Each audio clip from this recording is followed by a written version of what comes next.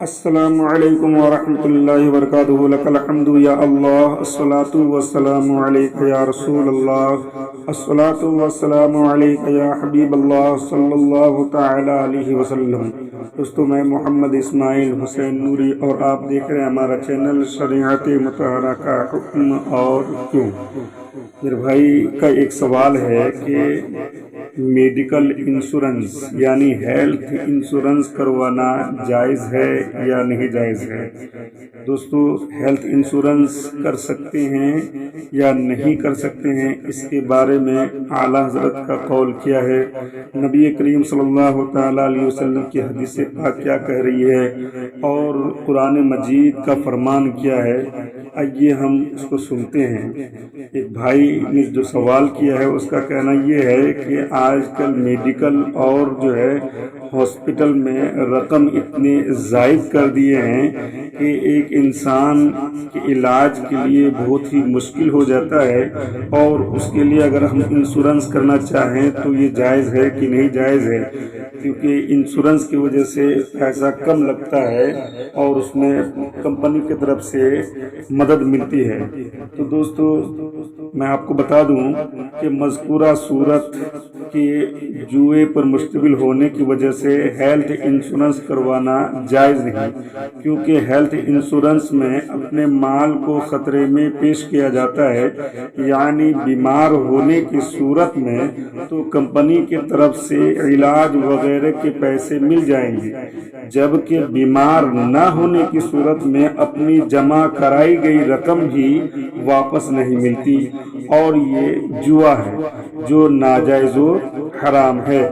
اللہ تبارک و تعالیٰ کا قرآن مجید میں فرمان ہے، یسألونک عن الخمر والمیسر قل فیہما اسم کبیر ومنافع للناس واسمہما اکبر من نفعہما۔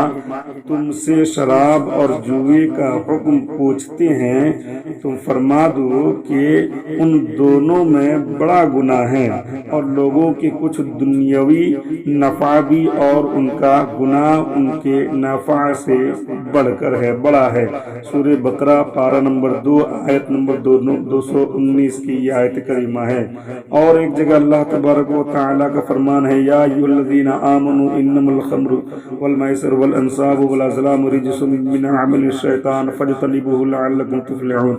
اے ایمان والو، شراب اور جوا اور پان سے ناپاک ہی ہیں شیطان کام، تو ان سے بچتے رہنا کہ تم فلاح پاؤ۔ سورہ مائدہ پارہ نمبر 7 آیت نمبر 90 کی آیت کریمہ۔ نبی کریم صلی اللہ تعالی علیہ وسلم نے فرمایا کہ ان اللہ حرم علیکم الخمر والمیسر والکوبۃ وقال کل مسکر حرام۔ اللہ تعالیٰ نے شراب، جوا اور ڈھول حرام کیا اور فرمایا ہر نشے والی چیز حرام ہے۔ امام فخر الدین ضلعی رحمۃ اللہ تعالی علیہ فرماتے ہیں کہ جوا یعنی اللہ تعالیٰ نے جوئے کو حرام فرمایا، جیسا کہ تبیان الحقائق شرح کنز الدقائق میں مذکور ہے، جلد نمبر 6 پیج نمبر 31۔ اور آگے آپ اگر دیکھیں گے المحیط میں کیا ذکر ہے، تو المحیط میں یہ ذکر ہے کہ جو بڑھتا اور گھٹتا ہے اسے قمار اس لیے کہا جاتا ہے کہ مقامرین جو جوا کھیلنے والوں میں سے ہر ایک کا مال اس کے ساتھی کے پاس جا سکتا ہے، اور وہ اپنے ساتھی کے مال سے فائدہ حاصل کر سکتا ہے، بس ان میں سے ہر ایک کا مال کبھی بڑھ جاتا ہے اور کبھی کم ہو جاتا ہے، بس جب مال جانبین سے مشروط ہو تو وہ قمار ہوگا، اور قمار کیا ہے؟ حرام ہے، اور اس لیے کہ اس میں مال کے مالک بنانے کو خطرے پر معلق کیا جاتا ہے، اور یہ ناجائز ہے، جیسا کہ المحیط میں ذکر ہے، جلد نمبر 6 صفحہ نمبر 54۔ فتویٰ رضویہ شریف میں بیمہ میں جوئے کی ایک صورت متعلق ہے، یہ نوا قمار ہے، اس میں ایک حد تک روپیہ ضائع بھی جاتا ہے، اور وہ منافع جس کی امید پر اگر دین ملے بھی تو کمپنی بیوقوف نہیں کہ گرہ سے 1,000 1,500 دے، بلکہ وہ وہی روپیہ ہوگا جو اوروں کا ضائع گیا، اور ان میں بھی مسلمان ہوں گے تو کوئی وجہ اس کی علت کی نہیں۔ فتویٰ رضویہ جلد نمبر 17 پیج نمبر 381۔ مفتی اعظم پاکستان حضرت علامہ مفتی محمد وقار الدین قادری رضوی رحمۃ اللہ تعالی علیہ بیمہ کے بارے میں ایک سوال کے جواب میں ارشاد فرماتے ہیں، ہر قسم کا بیمہ ناجائز ہے۔ اسلام کا قاعدہ یہ ہے کہ جو کسی کا مالی نقصان کرے گا وہی ضامن ہوگا اور بقدر نقصان تاوان دے گا۔ قرآن کریم میں ہے کہ چوری، ڈکیتی، آگ لگنے اور ڈوبنے وغیرہ کا بیمہ ناجائز ہونے کی ایک وجہ یہ ہے کہ جب مال کا نقصان انشورنس کمپنی نے نہیں کیا تو وہ تاوان کیوں دے گی؟ پھر زندگی کی اور دیگر ہر قسم کے بیمے میں جو بھی شامل ہے، کیونکہ یہ معلوم نہیں کہ زندگی کے بیمے کی کتنی قسطیں ادا کرے گا کہ موت آ جائے گی اور وہ پوری رقم اس کے وارثوں کو مل جائے گی، اور اگر زندہ رہ گیا تو دی ہوئی رقم معسود کے واپس کر دی جائے گی۔ غرض یہ کہ بیمہ محرمات کا مجموعہ ہے۔